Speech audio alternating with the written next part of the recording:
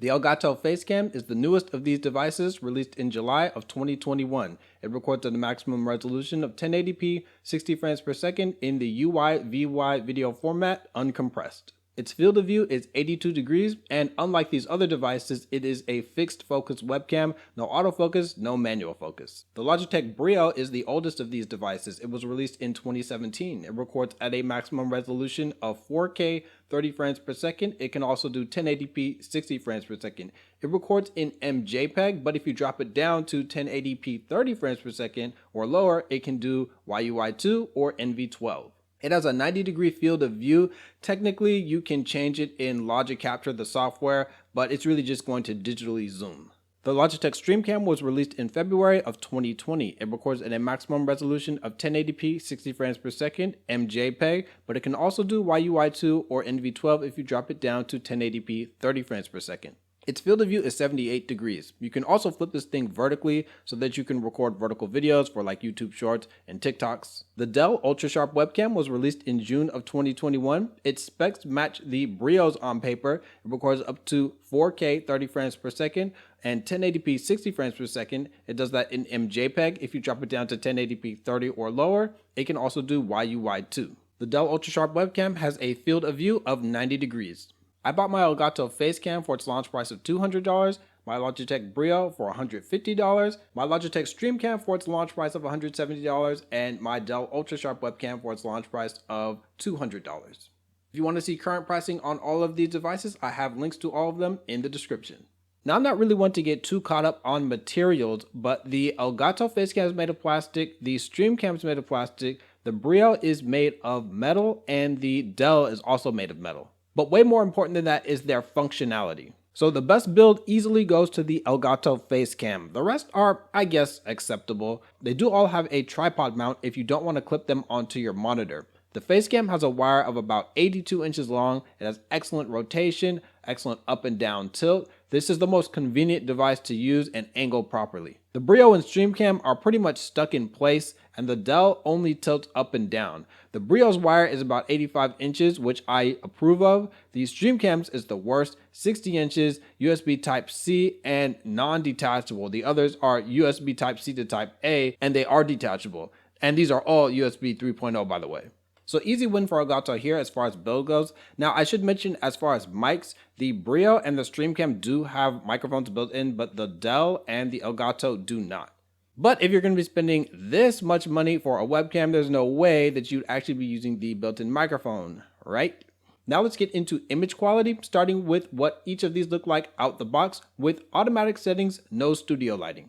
Now, I won't dwell on automatic settings too long since I highly recommend manual settings and at least getting some real light, but the Streamcam is the worst out the box. It's way too dark in these shots. The rest of these webcams have their own vices though. The Brios has the best lighting, but it drops the shutter speed down so much, the motion blur is out of control. The Elgato Facecam is able to keep the smoothness up, but it has to crank up the ISO, which makes it very grainy. Also, in Elgato Software Camera Hub, make sure that the noise reduction filter is turned off, because otherwise the image will be incredibly soft. The Dell is somewhere in between the Brio and Facecam when it comes to graininess and motion blur, so it's hard to call a clear winner. But it only takes 30 seconds to optimize the settings, so let's take a look at that. So with optimized settings and lighting, here are my results. So I went really deep in the settings of these, tweaking the sharpness sliders to get them looking their best. At anything higher than the default value, the Facecam starts to add some fake outlines to everything. The Brio, I settled at about 170 sharpness in OBS. Higher made it look a bit too cartoony. I maxed out the Dell and I set the Streamcam to 211. The Logitech Brio is the sharpest device. I'll be honest, I've been shy about using the sharpness slider before. Even some of these other shots, I just have the sharpness to default on all these devices. But when I really tweak that, man, this thing looks amazing in 4K. You can see my freckles, all of them, my pores, the individual hairs in my 5 o'clock shadow. And this is a webcam. This is ridiculous.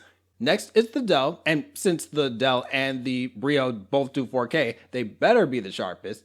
And I will say the Dell has a bit of a strange lens. It has a deeper depth of field than the Brio. It even has my weights in focus. You can see the numbers on them, and the boxes way in the background are in focus. But the sharpness where it matters, my face, It's just okay for 4K.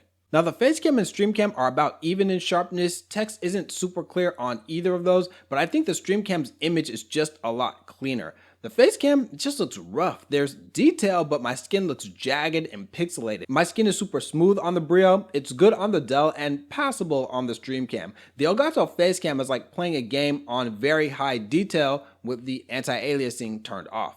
At 1080p, these devices are a lot closer. The Brio still has the cleanest image. Looking at my skin, I'd say it's about tied with the Dell. The Streamcam actually is slightly sharper than these, and the Elgato is probably the worst, again just because of how jagged everything looks. Color accuracy is kind of all over the place with these devices. When you tweak the manual settings of the Streamcam, specifically giving it a slight saturation boost and using auto white balance, I think this thing has the best colors, though even on lower saturation, there's still too much red than in real life. However, and I'll talk about this more in the exposure section, the contrast is super strong, so the darks are a deep black and any sort of light reflection becomes a blinding white. The Logitech Streamcam, Elgato Facecam, and Dell UltraSharp Webcam have the same similar white balance issues, but more so on the Facecam and the Dell UltraSharp.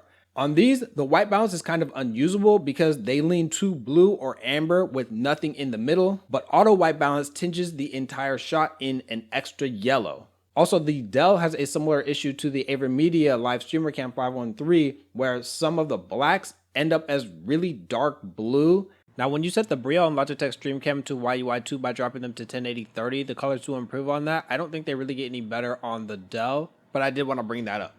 Otherwise, if you're looking for a webcam with the best colors, none of these are it. It's the Razer Kio Pro. Getting into exposure and dynamic range, here the win goes to the Logitech Brio. You can see exactly how faded this old shirt is, and bright lights don't cause my face to be overexposed as easily as the Streamcam. The Streamcam definitely has the worst exposure. The whole shot is dark because making it any brighter blows out the whites like crazy. The Dell does a pretty good job daylight only, but with the studio lights, the contrast is pretty strong. Dropping it down really messes with the colors. So in terms of exposure and dynamic range, the Brio wins, the Facecam gets second, the Dell does all right, and then the Streamcam takes a big L here. The Elgato Facecam has fixed focus, so if that's your thing, then that's cool. You don't really ever have to worry about going out of focus, though you won't be able to hold any text or objects up to the screen. So if you're doing any sort of reviews, makeup reviews, product reviews, or anything where you just wanted to showcase something, just not going to work out for the Facecam. The Brio has the best autofocus here. You can move around quite a lot and it's pretty fast. The Dell's works well, but it's just a little bit slower at all times than the Brio. And the Streamcam has been very hit or miss for me. I've been using this since it came out, and sometimes it just doesn't work at all. Sometimes it takes a really long time to seek. So in order, I would go the Brio, then the Dell, then the Streamcam, and then there's the odd duck, which is the Facecam, because it has fixed focus.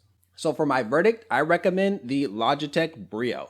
It's been the best webcam on the market since it launched. Razer couldn't beat it, Elgato, Dell, AverMedia, even Logitech themselves couldn't outdo themselves with the Logitech Streamcam. The Brio is just the best device out there. It's sharp, excellent, and a bunch of different lighting, wide field of view, pretty good colors. I think the only legitimate alternative to this device is the Razer Kio Pro, because these are like polar opposites. The Brio is really sharp, wide field of view, but this thing, it's pretty soft, but the colors are really good. Also, this has really good adjustability as far as the actual body, and I've compared these two devices. Now, I don't actually dislike the Dell UltraSharp Webcam. I just think that the Brio does everything that it does better. It's sharper, the colors are better, the exposure is better. As you can see, I actually bought two Logitech Brios, and both times I found it for cheaper than the Dell, so I just don't see a reason to buy the Dell UltraSharp Webcam. The Streamcam was a huge miss. The colors are slightly better than the Brio, but everything else is just worse about it. Sharpness, field of view, autofocus, all that stuff's worse than the Brio.